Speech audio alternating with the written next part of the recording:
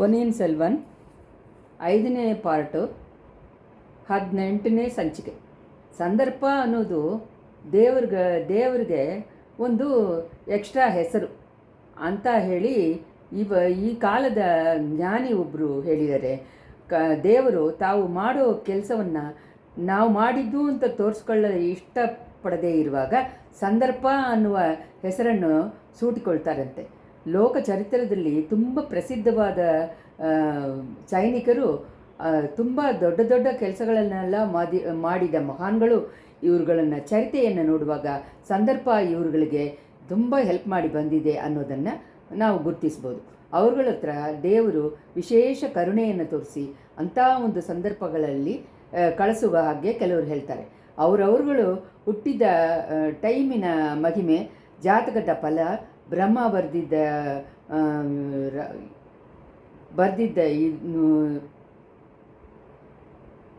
ಇದು ಪೂರ್ವಜನ್ಮ ಸುಕೃತ ಅಂತ ಎಲ್ಲ ಬಾಳಿನಲ್ಲಿ ಬರುವ ಅನುಕೂಲವಾದ ಸಂದರ್ಭಗಳಿಗೆ ಕಾರಣಗಳು ಹೇಳೋರು ಉಂಟು.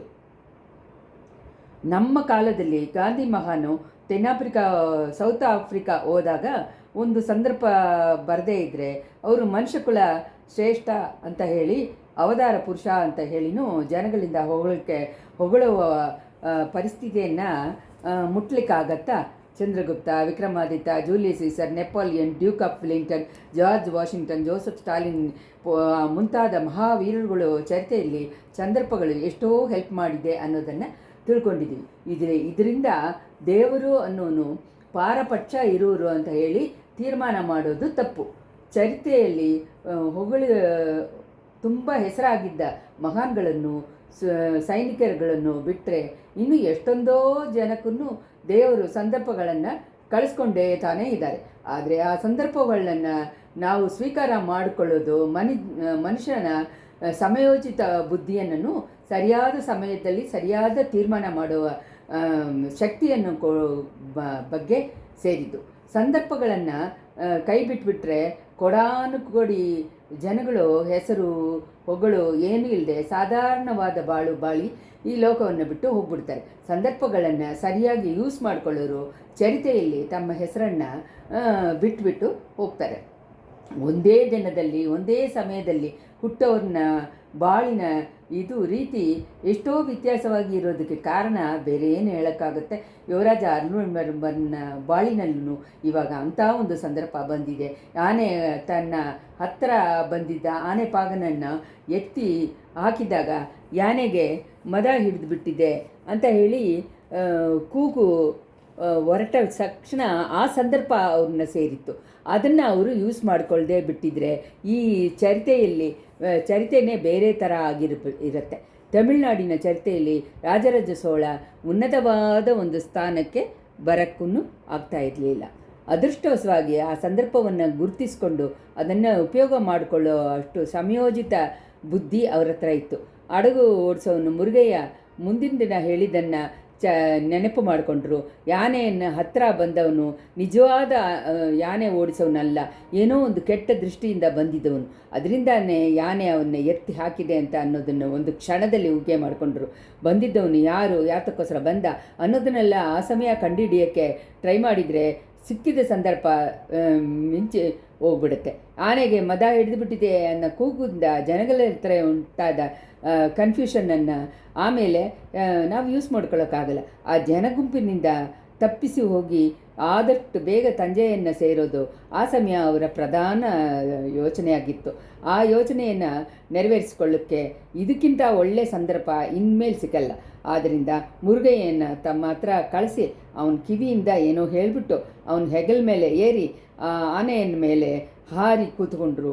ಆ ಥರ ಹಾರುವಾಗಲೇ ಆನೆ ಮೇಲೆ ಇದ್ದಿದ್ದ ಅಂಬಾರಿಯನ್ನು ತಟ್ಟಿ ಬಿಟ್ಬಿಟ್ರು. ಅಂಬಾರಿ ಕೆಳಗಡೆ ಬಿದ್ದು ಉರುಳಿಸ್ತು. ಆಮೇಲೆ ಆನೆ ಹತ್ರನೂ ಅದನ್ನ ಭಾಷೆಯಲ್ಲಿ ಏನೋ ಹೇಳಿದರು. ತಕ್ಷಣ ಆನೆ ಕಿತ್ಕೊಂಡು ಹೊರಟುಬಿಡ್ತು. ಮುಂಚೆ ಹಾಗೇನೆ ಭಯಂಕರವಾದ ಧ್ವನಿಯಲ್ಲಿ ಕೂಗ್ಕೊಂಡು ಬೇಗ ನಡೀತಾ ಇತ್ತು. ಸ್ವಲ್ಪ ಹೊತ್ತಿಗೆಲ್ಲ ಓಡೋಕ್ಕೆ ಶುರು ಮಾಡಿಬಿಡ್ತು. ಅದೇ ಸಮಯದಲ್ಲಿ ಮುರುಗಯ್ಯ, ಅಯ್ಯೋ ಯಾನೆಗೆ ಮದ ಹಿಡಿದುಬಿಟ್ಟಿದೆ, ಓಡಿ ತಕ್ಷಣ ಓಡೋಗಿ ಅಂತ ಹೇಳಿ ದೊಡ್ಡದಾಗಿ ಕೂಗಿದ್ದು. ಜನಗಳು ಮುಂಚೆಕ್ಕಿಂತ ಹೆಚ್ಚಿ ಭೀತಿಯಾಗಿ 4 ಕಡೆನೇ ಚದರಿ ಓಡಿದರು. ಅಕ್ಕಪಕ್ಕದಲ್ಲಿ ಅಡ್ಡವಾಗಿ ಇದ್ದಿದ್ದ ಬೀದಿಗಳಲ್ಲೂ ಸೆಂದುಗಳನ್ನು ದೂರಿ ಹೋದರು. ತೆಗೆದಿದ್ದ ಮನೆಗಳಲ್ಲಿ ದೂರಿಕೊಂಡು ಬಚ್ಚಿಟ್ಕೊಂಡ್ರು. ಬೇರೆ ಯಾತಕ್ಕೂ ಭಯ ಪಡದೇ ಇದ್ರೂ ಇರುವ ಮನಸ್ಸು ಇರೋರನ್ನು ಮದ ಕೊಂಡಿದ್ದ ಆನೆಯನ್ನು ನೋಡಿದರೆ ಓಡಲೇಬೇಕು. ಎಂಥ ವೀರಾದಿ ವೀರ ಆದ್ರೂ ಮದಕೊಂಡಿದ್ದ ಆನೆಯನ್ನು ಎದುರಿಸೋಕ್ಕೆ ಆಗಲ್ಲ. ಆಯುಧಗಳ ಜೊತೆ ಎದುರಿಸಿ ನಿಲ್ಲುವುದನ್ನು ಆಗದೇ ಇರೋ ಕೆಲಸ. ನಿರಾಯುಧ ಬಾಣಿಗಳಾದರ ಜನಗಳು, ಗಂಡಸರು, ಹೆಂಗಸರು, ಮುದುಕರು, ಮಕ್ಕಳು ಮದೆ ಆನೆಗೆ ಮುಂಚೆ ಚೆದರಿ ಓಡದೆ ಬೇರೆ ಏನು ಮಾಡೋಕ್ಕಾಗತ್ತೆ. ತಿರುವಾರೂರು ನಗರವನ್ನು ದಾಟಿದ ತಕ್ಷಣ ಯುವರಾಜ ಆನೆಯನ್ನು ಸೀದಾ ತಂಜಾವೂರು ಸಾಲೆಯಲ್ಲಿ ಬಿಡುವುದಕ್ಕೆ ಬದಲಾಗಿ ನಾರ್ತ್ ವೆಸ್ಟ್ ದಿಕ್ಕನ್ನು ನೋಡಿ ತಿರುಗಿಸಿದರು. ಮೊದಲನೇ ಅವರಿಗೆ ದಾರಿಯಲ್ಲಿ ಪಳೆಯಾರೆಯನ್ನು ಹೋಗಿ ಅಲ್ಲಿ ತಮ್ಮ ಅಕ್ಕ ಇದ್ದರೆ ಅವ್ರನ್ನ ನೋಡಿ ಮಾತಾಡಿಬಿಟ್ಟು ತಂಜೆಗೆ ಹೋಗಬೇಕು ಅನ್ನುವ ಯೋಚನೆ ಇತ್ತು. ಇವಾಗ ಅದು ಊರ್ಜಿತ ಆಯಿತು. ಮದ ಹಿಡಿದಿದ್ದ ಆನೆ ಅಡ್ಡ ಬಂದು ಓಡೋದನ್ನು ರಿಯಲ್ ಆಗಿರುತ್ತೆ. ತಂಜೆ ಶಾಲೆಯಲ್ಲಿ ಹೋದರೆ ಮಕ್ಕಳು ತಮ್ಮನ್ನು ಬಿಡದೆ ಕಂಟಿನ್ಯೂ ಮಾಡಿದ್ರು ಮಾಡ್ಬೋದು. ದಾರಿಯಲ್ಲಿ ಆನೆ ಹೋಗ್ಬಿಟ್ರೆ ಜನಗಳಿಗೆ ಮರೆಸೋಕ್ಕಾಗಲ್ವಲ್ಲ. ಈ ಥರ ಬೇಗ ಯೋಚನೆ ಮಾಡಿಬಿಟ್ಟು ತೀರ್ಮಾನ ಮಾಡಿ ಆನೆಯನ್ನು ನಾರ್ತ್ ವೆಸ್ಟ್ ದಿಕ್ಕಲ್ಲಿ ಅಡ್ಡದಾರಿಯಲ್ಲಿ ಹೋದರು. ಅಲ್ಲೆಲ್ಲ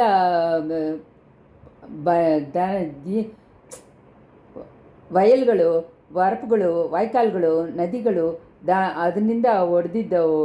ಇದು ಎಲ್ಲೆಲ್ಲೇ ಏನನ್ನೂ ಕೇರ್ ಮಾಡದೆ ಆನೆ ಝಾಮ್ ಅಂತ ಅದು ಮನಸ್ಸನ್ನು ಹೋಗಿನ ದಿಕ್ಕಲ್ಲಿ ಹೋಗಿತ್ತು. ಯುವರಾಜನ ಮನಸ್ಸನ್ನು ಈ ಗೊತ್ತಿಲ್ಲದೇ ಇರುವ ಉತ್ಸಾಹವನ್ನು ಕಂಡು ಗೂಡಿಂದ ಬಿಡುಗಡೆ ಆಗಿದ್ದ ಹಕ್ಕಿಗಳ ಹಾಗೆ ಆಕಾಶದಲ್ಲಿ ರೌಂಡ್ ಮಾಡಿಕೊಂಡು ತಿರುಗ್ತಾ ಇತ್ತು. ತಮ್ಮ ಬಾಳಿನಲ್ಲಿ ಒಂದು ಮುಖ್ಯವಾದ ಘಟ್ಟವನ್ನು ಅವರು ಹತ್ತಿರ ಬರ್ತಾ ಇದ್ವಿ ಅಂತ ಅವ್ರ ಫೀಲಿಂಗಿಂದ ಉತ್ಸಾಹನೂ ಅವಸರನೂ ಹುಕ್ಕಿ ಹರಿತಾ ಇತ್ತು. ಆನೆ ಓಡಕ್ಕೆ ತೊಡಗಿದ ಅದೇ ಸಮಯದಲ್ಲಿ ಮುರುಗನ್ನು ಆನೆಗೆ ಮದ ಹಿಡಿದುಬಿಟ್ಟಿದೆ ಅಂತ ಕೂಗ್ಕೊಂಡು ಓಡಿದ್ದಾನೆ. ಆನೆಯಿಂದ ಎಸೆದಿದ್ದ ಪಾಗ ಬಿದ್ದಿದ್ದ ಜಾಗವನ್ನು ಸುಮಾರಾಗಿ ಗುರಿ ಇಟ್ಕೊಂಡು ಹೋದ. ಯುವರಾಜ ಇದ್ದಿದ್ದಾಗ ಸೋಳ ಮಾಳಿಗೆಗೆ ಸ್ವಲ್ಪ ದೂರದಲ್ಲಿ ದೇಶವೆಲ್ಲ ಹೊಗಳು ಆಗಿದ್ದ ಕಮಲಾಲಯ ಅನ್ನುವ ತಟಾಗ ಇತ್ತು. ಆ ತಡಾಗದ ಹತ್ರ ಹೋಗಿ ನೋಡಿದ. ಯಾನೆಗೆ ಹೆದರಿಕೊಂಡವರು ಕೆಲವರು ಕುಳದ ಕರೆಯಲ್ಲಿ ನಿಂತರು. ಆ ತಡಾಗದಲ್ಲಿ ನೀರಿನಲ್ಲಿ ಕೂಡ ಇಳಿದಿದ್ರು. ಒಂದು ಮನುಷ್ಯ ತಡಮಾರಿ ಈಜಿ ಕರೆ ಹತ್ತಿಕೊಂಡಿರುತ್ತ. ಅವನ್ನ ಮುರುಗಯ್ಯ ಶಾರ್ಪಾಗಿ ನೋಡ್ದ. ಮುಂದಿನ ದಿನ ರಾತ್ರಿ ಆನೆ ಪಾಗನ್ನು ಇನ್ನೂ ರಾಕಮ್ಮಾಳನ್ನು ಕರ್ಕೊಂಡೋದ ಮಂತ್ರವಾದಿನೇ ಅವನು. ಅದೃಷ್ಟಕಾರನು. ಅವನ ಆಯುಸ್ಸು ತುಂಬ ಗಟ್ಟಿ. ಆನೆ ಎತ್ತಿ ಹಾಕಿದ್ನು ಉಸಿರಿಂದ ಬದುಕಿದಾನಲ್ವಾ. ಕೈಯಲ್ಲಿ ಅಂಕುಶ ಜೊತೆ ಸ್ವಲ್ಪ ಮುಂಚೆ ಆನೆಯನ್ನು ನೋಡಿ ಓಡಿ ಬಂದವನು ಇವನೇ ತಾನೆ. ಅಂಕುಶ ಏನಾಯಿತು ಅಂತ ಗೊತ್ತಿಲ್ಲ. ಅದನ್ನು ತಡಾಗದಲ್ಲಿ ಬಿದ್ದುಬಿಡ್ತಾ ಮುರುಗಯ್ಯ ಅವನ ಹತ್ರ ಹೋಗಿ ಆನೆಪಾಗ, ಸದ್ಯ ನೀನು ಬದುಕಿ ಬಂದಿದ್ಯಾ, ಅಂಕುಶ ಇಲ್ಲಿ ಅಂತ ಕೇಳಿದ. ರೇವದಾಸ ನಾನು ಕ್ರಮವಿತ್ತನು ಮುರುಗಯ್ಯನ ಮೇಲೆ ಹತ್ತಿ ಮೇಲೆ ನೋಡಿಬಿಟ್ಟು, ಏನಪ್ಪ ಕೇಳ್ತಾ ಇದೀಯಾ, ನೀನು ಯಾರು? ನಾನು ಈಗ ತಾನೇ ಕುಳದಲ್ಲಿ ಈ ತಡಾಗದಲ್ಲಿ ಸ್ನಾನ ಮಾಡಿಬಿಟ್ಟು ಕರೆ ಹತ್ತುತ್ತಾ ಇರ್ತೀನಿ ಅಂತ ಹೇಳಿದೆ. ಓಹೋ ಹಾಗೇನಾ, ನೀನು ಆನೆಪಾಗ ಅಲ್ವಾ? ಯಾನೆ ಎಸ್ದಿದ್ದು ನಿನ್ನನ್ನಲ್ವಾ? ಹಾಗಾದರೆ ಆನೆಪಾಗ ಎಲ್ಲಿದ್ದಾನೆ ಅಂತ ಕೇಳಿದ. ಕ್ರಮವಿದ್ದ ಆಶ್ಚರ್ಯಕೊಂಡು, ಏನನ್ನು ಕಂಡೆ, ನನ್ನನ್ನು ಯಾಕೆ ಕೇಳ್ತಾ ಇದೆಯಾ ಅಂತಂದು.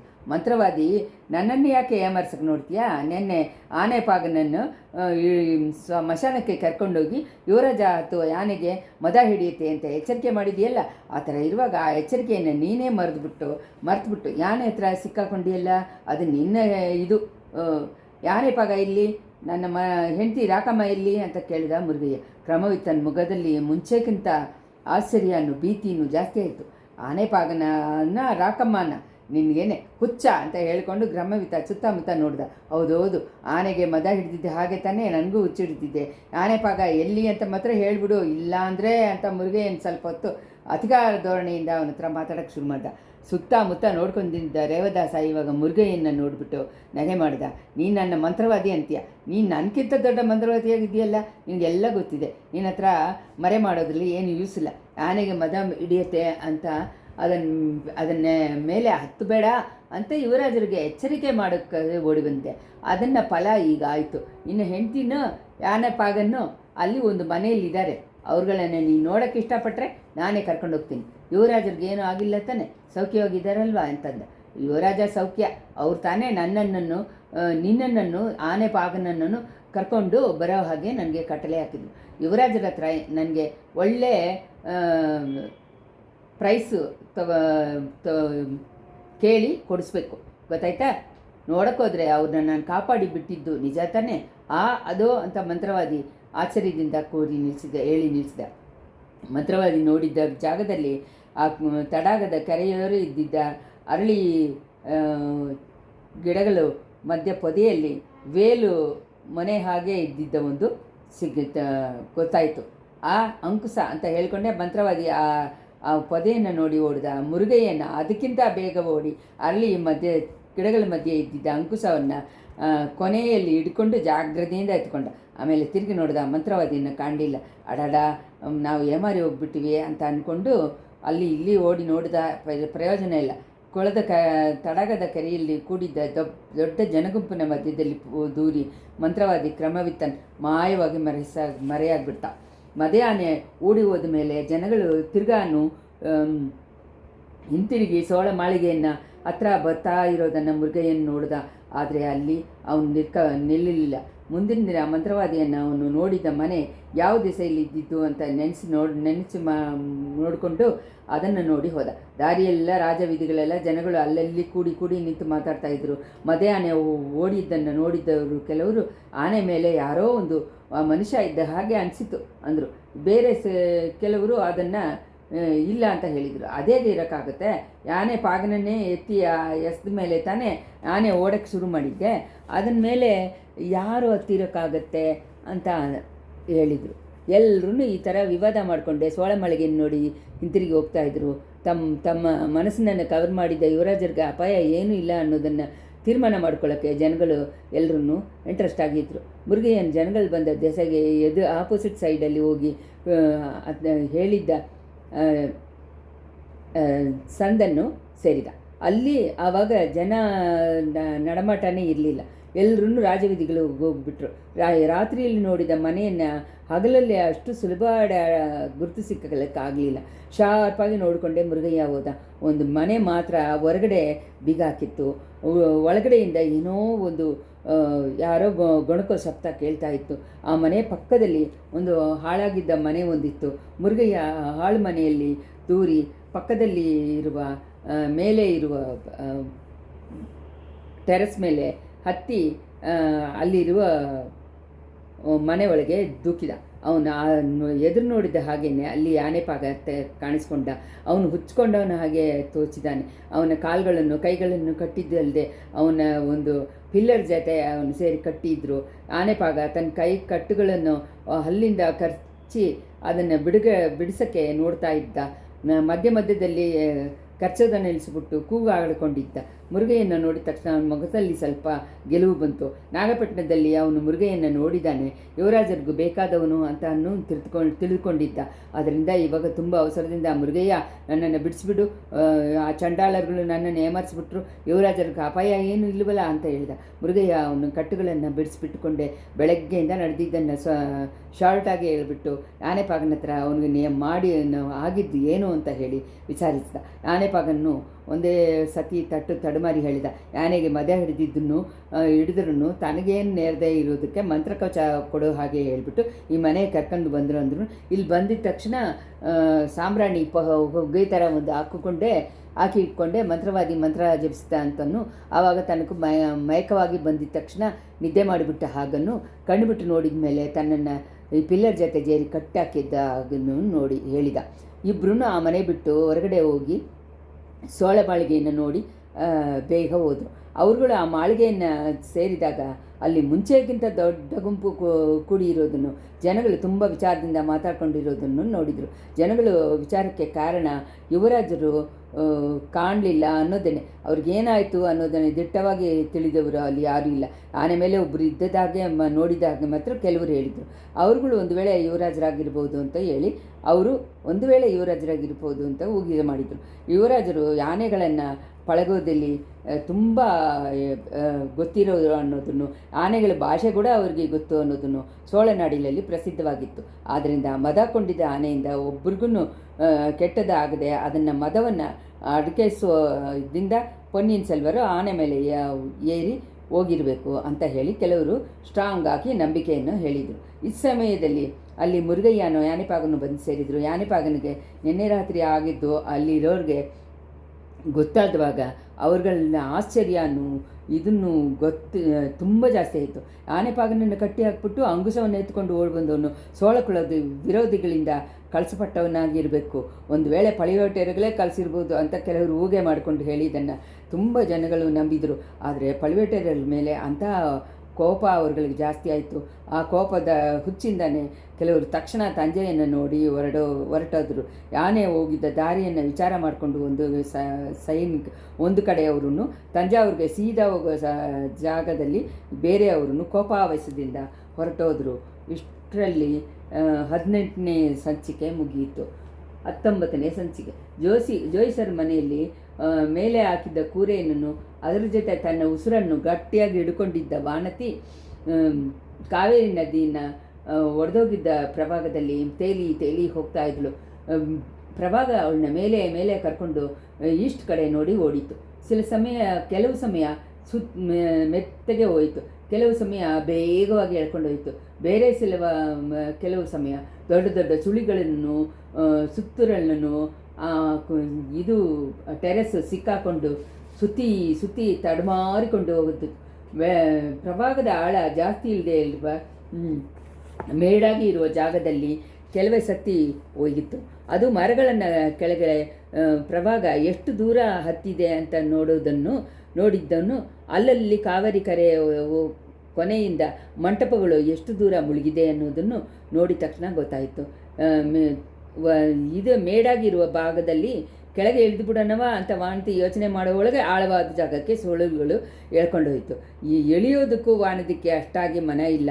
ಯಾಕೆಂದರೆ ಪೊನ್ನಿಯಿನ್ ನದಿನ ಪ್ರಭಾಗ ಅವಳನ್ನ ಪೊನ್ನಿಯಿನ್ ಸೆಲ್ವರ್ ಇರುವ ಜಾಗಕ್ಕೆ ಕರ್ಕೊಂಡೋಗೋ ಥರ ಅವಳ ಮನಸ್ಸಿನಲ್ಲಿ ಒಂದು ಸೀನ್ ಕಾಣಿಸ್ಕೊಂಡಿತ್ತು. ಯುವರಾಜರಿಗೆ ಬರುವ ಅಪಾಯವನ್ನು ಪಳಿವೇಟೆಯರು ಮೂಡುಮಂತ್ರವಾಗಿ ಹೇಳಿದ್ದು ಅವಳ ಮನಸ್ಸಿನಲ್ಲಿನೂ ಹೋಗಿತ್ತು. ಅವ್ರನ್ನ ಆ ಅಪಾಯದಿಂದ ಕಾಪಾಡೋಕ್ಕೋಸ್ಕರನೇ ಕಾವೇರಿ ನದಿ ತನ್ನನ್ನು ಕರ್ಕೊಂಡೋಗೋ ಹಾಗೆ ಅವಳು ಅಂದ್ಕೊಂಡ್ಳು. ಆಹಾ, ಆ ಪೊಂಗಳ್ಳಿಗೆ ತಾನೇ ಎಷ್ಟು ಜಂಬ, ಈ ಯುವರಾಜರ ವಿಷಯದಲ್ಲಿ ಎಷ್ಟು ಹಕ್ಕು ಕೇಳ್ಕೊಳ್ತಾ ಇದ್ದಾಳೆ. ಆದ್ರೂ ಆ ಥರ ಹಕ್ಕು ಕೊಂಡಾಡೋದಕ್ಕೆ ಕಾರಣ ಇದೆ. ಇವತ್ತು ಯುವರಾಜ ಬದುಕಿರೋದೇ ಪೊಂಗಳ್ಳಿಯಿಂದ ತಾನೇ. ಅದರಿಂದ ಒಂದು ದಿನ ನೀಲ ಆ ಕೊಡಂದೆ ಜೋದಿಡರು ಹೇಳಿದ್ದನ್ನೇ ವಾನತಿ ಕೇಳಿದ್ದಾಳಲ್ವ. ಯುವರಾಜ ಹುಟ್ಟಿದ ಟೈಮ್ ಹಾಗೆ ಎಲ್ಲ ಅವರಿಗೆ ಈ ಥರ ಗಂಡುಗಳು ಎಲ್ಲ ಬರೋಕ್ಕಾಗುತ್ತೆ. ಆದರೆ ಅವರು ಉಸಿರಿಗೆ ಏನೋ ಆಪತ್ತು ಬರಲ್ಲ. ಈ ಲೋಕವನ್ನು ಹಾಳಕ್ಕೆ ಹುಟ್ಟಿದವರು ಕೇವಲ ಕಡಲು, ಬಿರುಗಾಳಿ, ನದಿ, ಪ್ರಭಾಗ ಏನು ಮಾಡಿಬಿಡುತ್ತೆ. ಅವರು ಆ ಥರ ಉಸಿರು ತಪ್ಪೋದಕ್ಕೆ ಯಾವುದಾದ್ರೂ ಒಂದು ವ್ಯಾಜ್ಯ ಬೇಕು. ಪೊಂಗುಳ್ಳಿ ಅಂಥ ಬಾಕಿಯ ಸಿಕ್ಕಿದೆ, ಅದಕ್ಕೆ ಅಂತ ಅವಳು ಹೆಂಗೆ ಹಕ್ಕು ಕೊಂಡಾಡೋಕ್ಕಾಗುತ್ತೆ. ಆದ್ರೂ ಅಂಥ ಬಾಕಿಯ ತನಗೂ ಒಂದು ಸತಿ ಸಿಕ್ಕಬಾರ್ದ ಅಂತ ಹೇಳಿ ಅವಳಿಗೆ ಯೋಚನೆ ವಾನತಿನ ಹೃದಯ ಅಂತರಂಗದಲ್ಲಿ ತುಂಬ ದಿನದಿಂದ ಎತ್ತಾಯಿತು. ಕೆಲವೇ ಸತಿ ಆ ಕೂರೆ ಸುತ್ತಿ ತಿರುಗಿದಾಗ ಹಿಂದೆ ತುಂಬ ದೂರದಲ್ಲಿ ಹಡಗೊಂದು ಬರೋದನ್ನು ವಾನತಿ ನೋಡಿದ್ಳು. ಅದರಲ್ಲಿ ಹೆಣ್ಣೊಬ್ಬಳು ಪುರುಷ ಒಬ್ಬರು ಇರ್ಬೋದು ಗೊತ್ತಾಯಿತು. ಯಾರಂತ ಹೇಳಿ ಸರಿಯಾಗಿ ಗೊತ್ತಲಿಲ್ಲ. ಹೆಣ್ಣು ಹಡಗು ಓಡಿಸೋದನ್ನು ನೋಡಿದ ತಕ್ಷಣ ಅವಳು ಒಂದು ವೇಳೆ ಪೊಂಗಳ್ಳಿ ಇರ್ಬೋದು ಅಂತ ಅನಿಸಿತ್ತು. ತನ್ನ ಪ್ರಭಾಗದಿಂದ ಕಾಪಾಡೋಕ್ಕೆ ತಾನೇ ಬರ್ತಾ ಇದ್ದಾಳ, ಇಳೆ ಪ್ರಾಟಿ ಕಳಿಸಿರ್ತಾರ, ಸಾಕು ಅವಳಿಗೆ ಯುವರಾಜ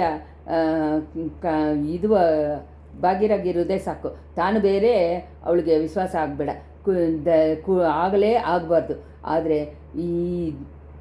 ಈ ಥರ ಪ್ರಭಾಗದಿಂದ ತನ್ನ ಕಾಪಾಡವೇ ಕೂಡದು. ಕೆಲವೇ ಸತಿ ಹಡಗು ಅವಳಿಗೆ ಹತ್ತಿರ ಬಂದ ಹಾಗೆ ಇತ್ತು. ಕೆಲವೇ ಸತಿ ಆ ಕೂರೆ ಬೇಗವಾಗಿ ಹೋಗಿ ಹಡಗನ್ನು ಹಿಂದೆ ತಳ್ಳಿಬಿಟ್ಟು ಹೋಯಿತು. ಈ ಥರ ಹಡಗು ಕಣ್ಣಿಗೆ ಮರೆಯಾಗಿದ್ದರ ಒಂದು ಸಮಯದಲ್ಲಿ ಆ ಮನೆಯ ಟೆರೆಸು ದೆಸೆ ತಿರುಗಿ ಸೌತ್ ನೋಡಿ ಹೋಗೋದು ಹಾಗೆ ಅನಿಸಿತು. ಈ ಥರ ತುಂಬ ದೂರ ಹೋಯಿತು. ಕಾವೇರಿನ ಸೌತ್ ಕರೆಯನ್ನು ದಾಟಿ ಸೌತ್ ಒಂದೇ ಸಮುದ್ರ ಹಾಗೆ ಅನಿಸಿದ್ದ ಪ್ರಭಾಗ ಪ್ರದೇಶಕ್ಕೆ ಹೋಯಿತು. ಕೊನೆಯಲ್ಲಿ ಆ ನೀರು ಪ್ರಭಾಗದ ಬಾರ್ಡರ್ ಕಣ್ಣಿಗೆ ತಾಕಿತ್ತು. ಆಹಾ, ಇದು ಒಂದು ನದಿನ ಕರೆಯಾಗಲ್ವಾ ಕಾಣಿಸ್ತಾ ಇದೆ. ಹೌದು ಹೌದು, ಇದು ಅರ್ಸ್ಲಾಟಂಗರೇನೆ. ಕಾವೇರಿ ಒಡೆದೋಗಿ ಪ್ರವಾಹ ಮಧ್ಯದಲ್ಲಿ ಎಲ್ಲ ಪ್ರದೇಶಗಳನ್ನು ಮುಳುಗಡಿಸಿಕೊಂಡು ಬಂದು ಈ ನದಿನಲ್ಲೇ ಬಿದ್ದು ಕಲಿಸಿದೆ. ಇದು ಸೌತ್ ಕರೆ ಸ್ವಲ್ಪ ಮೆಟ್ಟಾಗಿ ಇರೋದ್ರಿಂದ ಅದರಲ್ಲಿ ಅಡಗಿಕೊಂಡು ಹೋಗ್ತಾ ಇದೆ. ಆ ನದಿ ಕರೆ ಆ ಮರಗಳಿದ್ದಿದ್ದ ನೋಟ ಅವಳಿಗೆ ಅಭ್ಯಾಸ ಆಗಿದ್ದ ಜಾಗವಾಗಿ ಅನಿಸಿತು. ಪೂರ್ವಜನ್ಮ ವಾಸನೆ ಹಾಗೆ ಜ್ಞಾಪಕ ಬಂತು. ಇಲ್ಲ ಇಲ್ಲ, ಈ ಜನ್ಮದಲ್ಲಿ 2-3 ಸತಿ ನೋಡಿದ್ದ ಜಾಗನೇ. ಅವಳು ತಿರುನಲ್ಲಮ್ಮ ಅನ್ನೋ ಕ್ಷೇತ್ರವನ್ನು ಹತ್ತಿರ ಬರ್ತಾ ಇರಬೇಕು. ಅಲ್ಲಿ ಇರುವ ಆಲಯವನ್ನು ಮಳವರೆಯರ ಮಗಳ ಸೆಂಬಿಯನ್ ಮಾದೇವಿ ತಮ್ಮ ಗಂಡರಾದಿತ್ತ ಸೋಳರನ್ನ ಜ್ಞಾಪಕವಾಗಿ ಕೆಲಸ ಮಾಡೋಕ್ಕೆ ಅಂತ ಇಂಟ್ರೆಸ್ಟ್ ಕೊಂಡಿದ್ರು. ಆ ನದಿ ಕರೆಗೆ ಸೋಳಕುಲದವರು ಇರೋದಕ್ಕೆ ಅಂತ ವಸಂತ ಮಾಳಿಗೆ ಒಂದು ಇತ್ತು. ಸೆಂಬಿಯನ್ ಮಾದೇವಿ ಒಂದು ಸಮಯ ಎಳೆಪ್ರಾಟಿಯನ್ನು ಆ ಕಡೆ ಕರ್ಕೊಂಡೋಗಿ ಇದ್ದಾಗ ಅವ್ರ ಜೊತೆ ತಾನೂ ಹೋಗಿದ್ದುಂಟು. ಅಂಥ ವಸಂತ ಮಾಳಿಗೆ ಇದ್ದಿದ್ದು ಹತ್ರ ಇದ್ದಿದ್ದು ತೋಟಗಳಿಂದ ಹೋಗಿ ಹಕ್ಕಿಗಳನ್ನು ಸಂಗೀತವನ್ನು ಕೇಳೋದ್ರಲ್ಲಿ ತನಗೆ ಎಷ್ಟು ಇಂಟ್ರೆಸ್ಟ್ ಇತ್ತು. ಆವಾಗ ಅಲ್ಲಿ ನಡೆದಿದ್ದ ಒಂದು ಸಂಭವ ವಾಣಿತಿನ ಮನಸ್ಸಿನಲ್ಲಿ ಯಾವತ್ತೂ ಮರೆಯದಾಗಿದ್ದರೆ ಮುಳುಗಿತ್ತು.